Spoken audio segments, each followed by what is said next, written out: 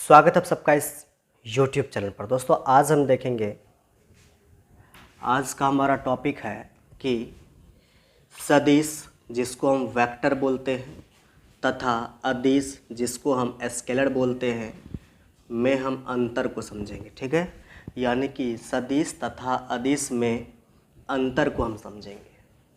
तो आइए इस टॉपिक को समझते हैं हम। तो सबसे पहले हम जानेंगे सदिश क्या होता है। देखो, इसके पिछले वाले लेक्चर्स में हमने बताया है कि ये सदिश क्या होता है जिसको हम वेक्टर बोलते हैं। ठीक है, सदिश में हमने बताया था कि ये जो सदिश है, वेक्टर है, ये उसे कहते हैं जिसमें परिमाण तथा दिशा दोनों हो, जिसमें मैग्नीट्यूड एवं डायरेक्शन दोनों हो, उसे क्या कहते हैं? सदिश कहते हैं। तो इसका हम 1 नंबर पॉइंट में लिखेंगे, जिसमें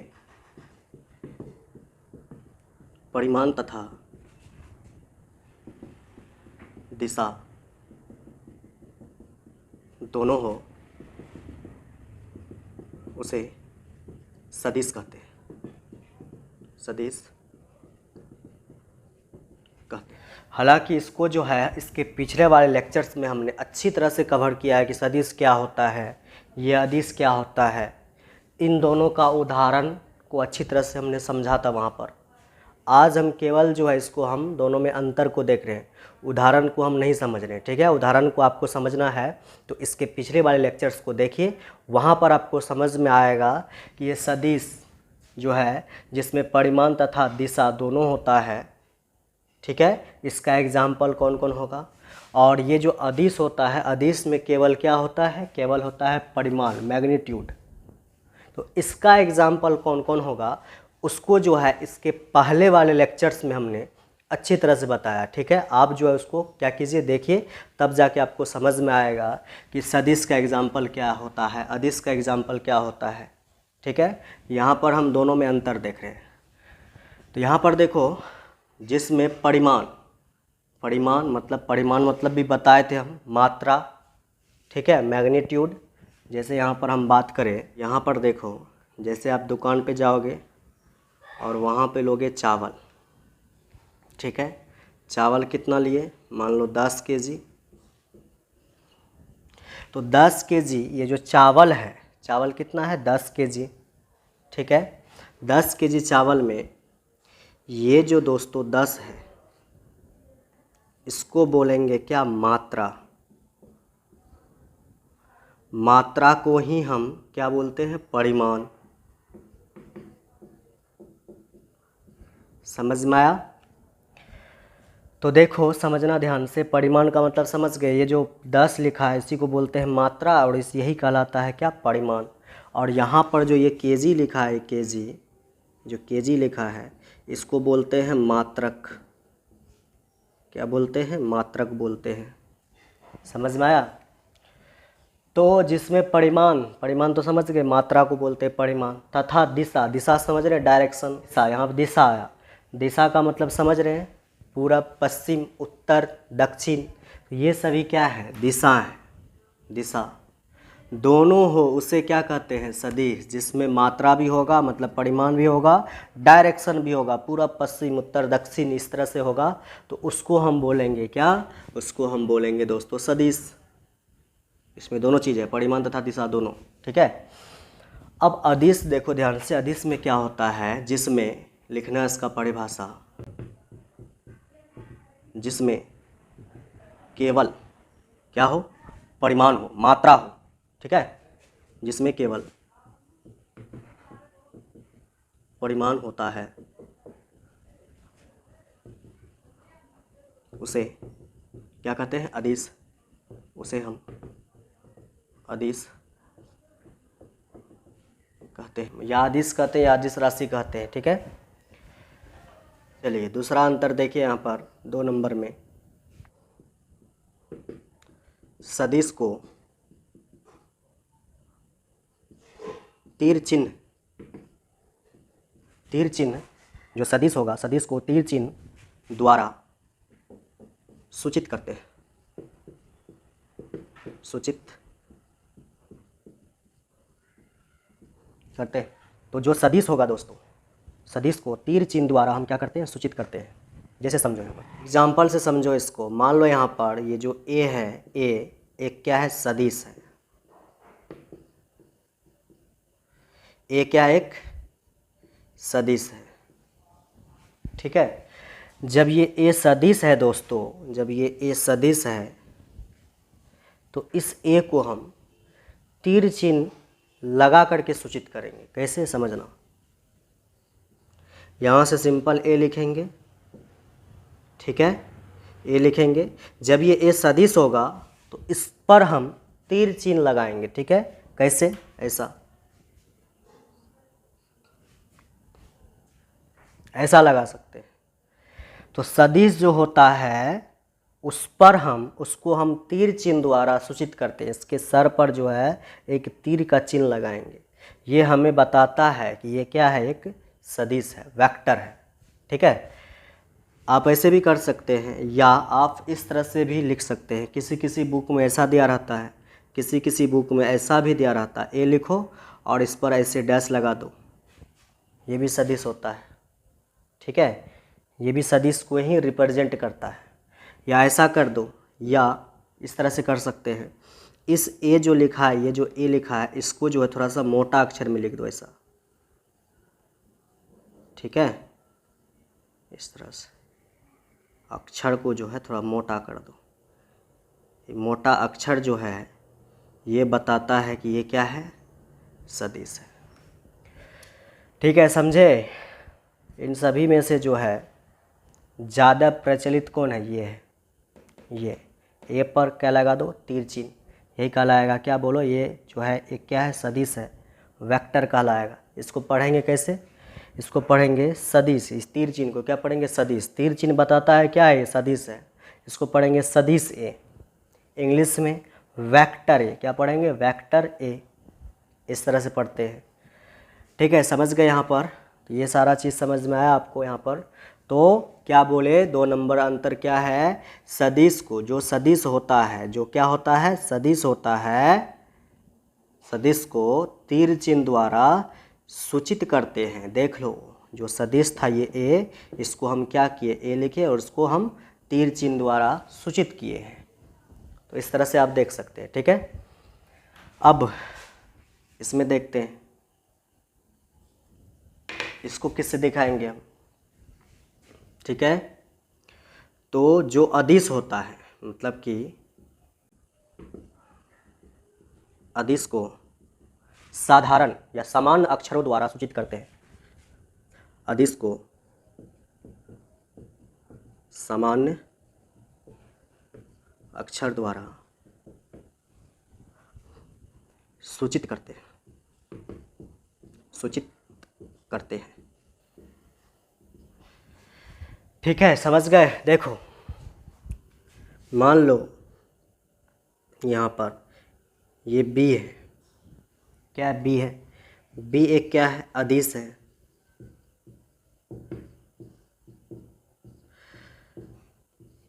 तो जब ये बी जो है ये एक अदिश है, जब अदिश रहेगा कोई भी चीज़, ठीक है, कोई भी राशि जब अदिश रहेगा उसको समान अक्षर द्वारा ही सूचित करेंगे। मतलब जो है बी है तो बी को हम बी से ही दिखा देंगे, इसे समान अक्षर, इसमें कोई तीर चिन्ह लगाने की आवश्यकता नहीं है। लेकिन जब सदिश रहेगा, सदिश रहेगा, उस पर आपको ये तीर चिन्ह लगाना ही पड़ेगा, याद रखना, ठीक है। समझ गए। तो अदिश जो रहता है उसको समान लेटर द्वारा ही दिखा देते हैं हम लोग। बी है तो बी को बी ए दिखा दो, ठीक है। अगर यहीं पर ये रहता क्या, सदिश, तो इसको बी लिखते, लेकिन इस पर क्या लगाते, एक तीर चिन्ह लगाते। तीर चिन्ह बताता वहाँ पर कि वो एक क्या है, बोलो, सदिश है। समझ में आ रहा बात। चलो आगे बढ़ते हैं। ये 2 अंतर हो गया, उतार सकते हैं इसको कॉपी में आप। तीसरा अंतर हम यहाँ अदिश से स्टार्ट करते हैं, ठीक है। पहले अदिश में लिखेंगे क्या सब चीज़ है, फिर वही तीसरा अंतर को उसी का जस्ट उल्टा करके हम किस में लिख देंगे, सदिश में, ठीक है। तो यहाँ से लिखते हैं, समझना। अदिश जो होता है, लिखो यहाँ पे देखो, अदिश का जोड़ या घटा, ठीक है। अदिश का जोड़ या घटा साधारण साधारण बीज गणितीय साधारण बीज गणितीय नियमों द्वारा हो जाता है। अदिश का जोड़ या घटा, अदिश को या तो जोड़ते हैं या तो घटाते हैं, तो अदिश का जोड़ या घटा साधारण, ठीक है, बीज गणितीय नियमों द्वारा हो जाता है। मतलब जो अदिश होता है उसका जो है जोड़ या घटा साधारण बीज गणितीय नियमों द्वारा हो जाता है। समझो कैसे, एग्जाम्पल देखो। एग्जाम्पल का अगर हम बात करें, समझना, इसमें केवल क्या होता है, परिमाण होता है, डायरेक्शन की आवश्यकता नहीं होती है, दिशा नहीं होती है, याद रखना, अदिश में दिशा नहीं होती है, केवल परिमाण। तो देखो अगर हम क्या करें, अदिश में आगे की तरफ हम चले 3 मीटर, फिर आगे चल गए इधर 4 मीटर, ठीक है। अगर आपसे पूछा जाएगा कि बताओ कुल दूरी कितना है, कुल दूरी कितना है, तो आप कितना बताओगे? 3 मीटर और 4 मीटर, 3 मीटर प्लस कितना मीटर बोलो, 4 मीटर, कितना मीटर हो जाएगा, 4 3 7 मीटर। तो टोटल दूरी कितना आ गया, 7 मीटर आ गया, ठीक है। दिशा नहीं होती है इसमें, ठीक है, केवल क्या होता है इसका परिमाण 3 मीटर, 3 मीटर परिमाण को 4 मीटर परिमाण को दोनों को जोड़ दिया, आ गया सिंपल 4 मीटर परिमाण। तो ये साधारण बीजगणितीय नियम है कि 3 और 4 को जोड़ दिए 7 हो गया, साधारण है। वहीं पर अगर हम बात करें किसका, सदिश का, तो देखो इसमें लिखते हैं सदिश का जोड़ या घटा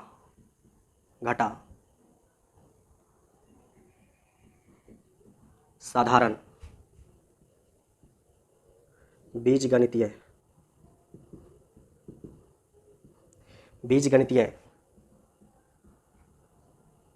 नियमों द्वारा नहीं हो पाता है।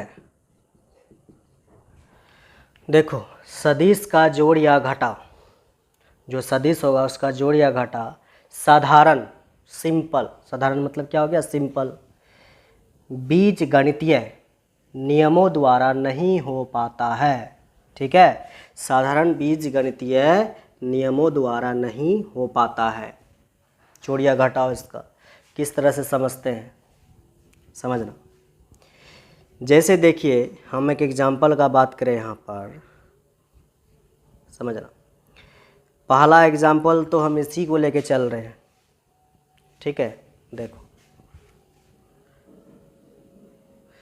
3 मीटर चले, फिर चल गए 4 मीटर, तो कुल दूरी अगर पूछेगा हमसे, कुल दूरी अगर पूछेगा तो कुल दूरी कितना हो जाएगा, 3 मीटर और प्लस कितना 4 मीटर, कितना मीटर आ जाएगा, 7 मीटर।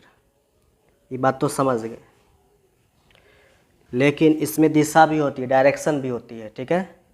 तो देखो ऐसा चले हैं तो कितना आ गया, 7 मीटर, लेकिन इसमें दिशा होने के कारण हम ऐसे भी चल सकते हैं। तो फर्स्ट स्टेप था, सेकंड स्टेप में देखो अगर हम क्या करें कि 4 मीटर इधर चल लें, ये तो चले हैं 4 मीटर,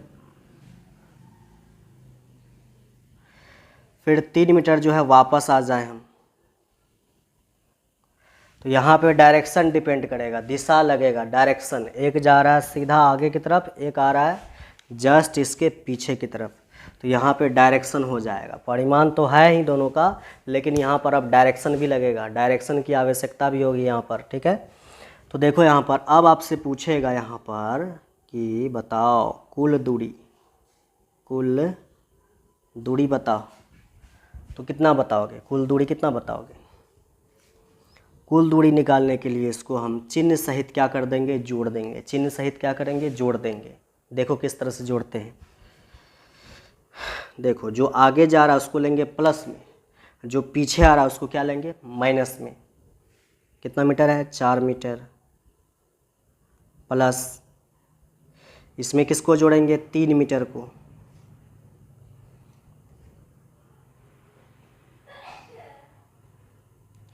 लेकिन 4 मीटर आगे की तरफ है इसलिए हम इसको किस में लिए, प्लस में।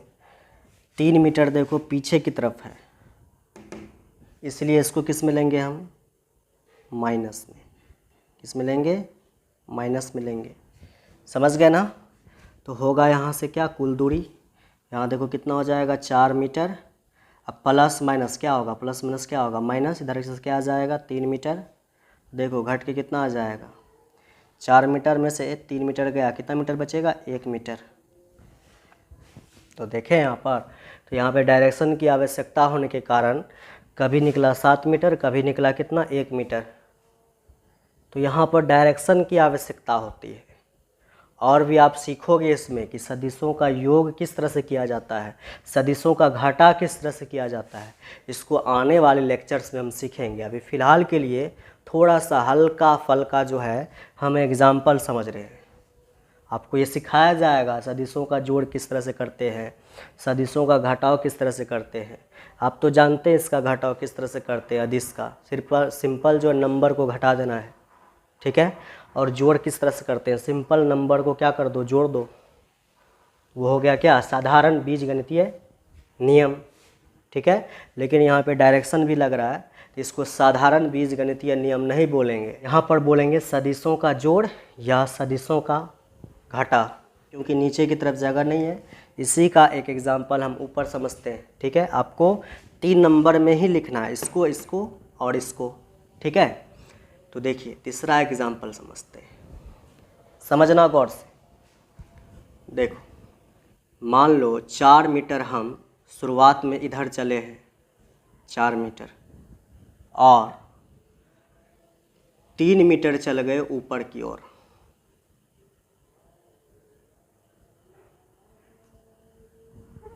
ठीक है।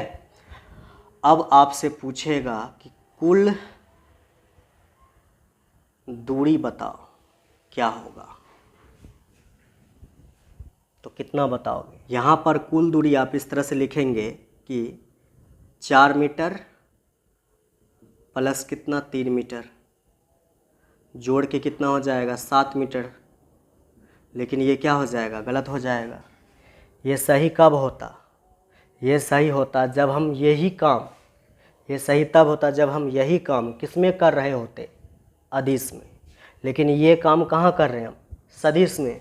सदिश में क्या होती है, परिमाण और दिशा दोनों होती है, दिशा को भी देखना होता है, ठीक है। तो यहाँ पर देखिए, तो 4 मीटर और 3 मीटर, 7 मीटर यहाँ पे हम नहीं लिखेंगे, ठीक है, ये गलत हो जाएगा। इसमें होता तब सही हो जाता, क्योंकि इसमें जो है साधारण बीजगणितीय नियम लगता है। सिंपल जोड़ दो, 4 मीटर 3 मीटर को जोड़ दो, 7 मीटर लिख दो। लेकिन यहाँ पर अगर करेंगे तो सिंपल यहाँ पर बीजगणितीय रूल नहीं चलता है। यहाँ पर चलेगा सदिशों का जोड़ या सदिशों का घटा, जिसको आप पढ़ोगे आने वाले क्लास में, ठीक है। दिशा के लिए क्या करेंगे हम, जहाँ से चलना स्टार्ट किए थे प्रारंभिक स्थिति ये ओ से चले मान लो यहाँ पर ए, और यहाँ पर चले गए बी, तो इसका प्रारंभिक स्थिति हुआ ओ और अंतिम स्थिति हुआ बी, ठीक है। ये दिशा की आवश्यकता पड़ती है, तो यहाँ पर दिशा के कारण जो है दूरी के जगह पर आएगा यहाँ पर क्या, विस्थापन, ठीक है। क्या आ जाएगा, विस्थापन। विस्थापन भी एक प्रकार का क्या होता है, दूरी होता है। मतलब सिंपल भाषा में यहाँ पर सदिश का जब यहाँ पर आप निकालोगे कुल दूरी, यहाँ पर जब कुल दूरी निकालोगे तो कुल दूरी यहाँ पर कैसे निकलेगा, तो प्रारंभिक स्थिति ओ और इसकी अंतिम स्थिति को देखना होता है, चूँकि दिशा होता है इसमें, इसलिए प्रारंभिक स्थिति और किसको देखना है, अंतिम स्थिति को। प्रारंभिक स्थिति क्या है, ओ, और अंतिम स्थिति क्या है, बी। तो यहाँ से यहाँ तक ये आपका जो है दूरी कहलाएगा, ना कि ओ से ए फिर ओ से बी, ये दूरी नहीं कहलाएगी, ठीक है। कुल दूरी, और दूरी यहाँ पर किसके रूप में लिया जाएगा, लिया जाएगा दोस्तों विस्थापन के रूप में। अब ये विस्थापन क्या होता है पढ़े होंगे, 9th में नहीं पढ़े हैं तो इसी 11th क्लास में फिजिक्स में हम पढ़ाएंगे। फिलहाल के लिए जानो यहाँ पर कि विस्थापन प्रारंभिक स्थिति एवं अंतिम स्थिति तक की डायरेक्ट ये दूरी जो है, डायरेक्ट दूरी, यही क्या कहलाता है? विस्थापन। ठीक है। और विस्थापन में क्या होती है? दिशा होती है। अब देखिए यहाँ पर, अब यहाँ पर कितना निकलेगा बताओ? 4 मीटर, 3 मीटर, यहाँ से यहाँ तक का दूरी निकालेंगे, पाइथागोरस प्रमेय लगाएंगे। ये देखो, ये क्या कहलाएगा? P कहलाएगा। ये क्या कहलाएगा? B कहलाएगा। पढ़े होंगे आप। ये क्या कहलाता है बोलो? ये कहलाता है P परपेंडिकुलर, और ये नीचे वाला कहलाता है B मतलब कि बेस। और यहाँ से यहाँ तक ये दूरी, यही दूरी है मेरे पास, यही दूरी निकालना है दूरी। ये दूरी कहलाएगा यहाँ पर विस्थापन बोलो, या विस्थापन को यहाँ पर हम बोल सकते हैं हैपेटेन्यूस, H कर्व। ठीक है। तो H बराबर सूत्र होता है दोस्तों, H बराबर सूत्र होता है root under P square plus क्या होता है बोलो? B square. तो H इक्वल टू क्या आ जाएगा देखना, P का मान कितना है? P का मान देखो 3 है, तो 3 का स्क्वायर प्लस B का मान कितना है? 4 है, तो 4 का स्क्वायर आएगा। तो यहाँ से कितना आ जाएगा मेरे पास? H इक्वल टू हो जाएगा 3 का स्क्वायर 9, 4 का स्क्वायर 16, जोड़ेंगे यहाँ पे कितना आ जाएगा? 16 और 9 को जोड़ेंगे 25 आ जाएगा। और 25 को जब तोड़ेंगे हम, 25 को जब तोड़ते हैं, 25 को आता है 5 गुना 5, 5 25। और देखो यहाँ पर 2 2 5 का जोड़ा लग गया। जब इस रूट के अंदर 2 5 का जोड़ा लग गया, ठीक है, उससे जो है एक ठो 5 क्या हो जाएगा? बाहर निकल जाएगा। तो यहाँ पर जो है एक 5 जो है बाहर निकल जाएगा, और आंसर क्या हो जाएगा? 5 मीटर। तो कुल दूरी कितना हो जाएगा यहाँ पर? देखो 5 मीटर। देखें, कभी निकल रहा है 7 मीटर, कभी निकल रहा है 1 मीटर, कभी निकल रहा है 5 मीटर। तो यहाँ पर साधारण बीजगणितीय नियम नहीं लग रहा है। ठीक है। तो यहाँ पर जो है कुल दूरी H का मान कितना हो जाएगा? 5 मीटर। समझ गए? ये सब जो है आप एग्जाम्पल में उतार सकते हैं। उम्मीद है दोस्तों आपको ये वीडियो समझ में आया होगा। अगर आपको ये लेक्चर समझ में नहीं आया है तो आप क्या कीजिए? कमेंट कीजिए, हम फिर से इस लेक्चर को समझाने का कोशिश करेंगे। ठीक है।